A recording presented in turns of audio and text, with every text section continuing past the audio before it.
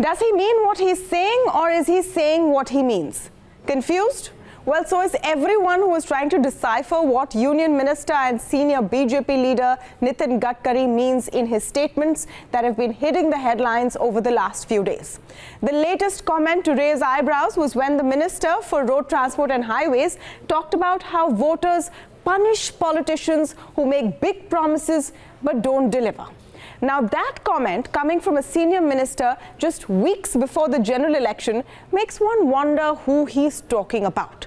But this isn't the first such comment that he has made. In August last year, Nitin Gadkari said what a lot of people have been asking, which is, where are the jobs? He was talking about a demand for reservation and saying that even if that demand is given into, there are no real jobs, so what's the point?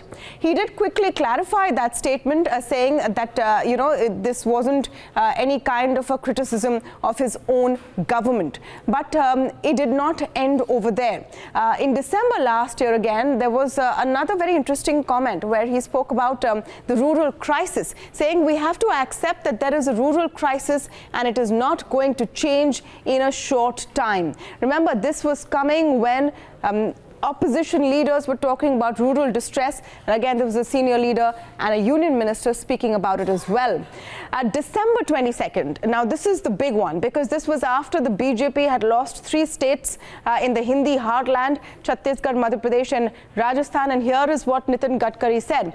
Nobody is willing to own up to failures. The leadership should have the vritti, which is attitude, to own up to its failures.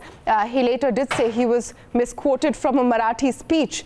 But then 2 days later, Nitin Gadkari in another speech says, if I am the party president and my MLAs are not doing well, my MPs don't perform, then who is responsible? It's a good question. Wonder who it's for.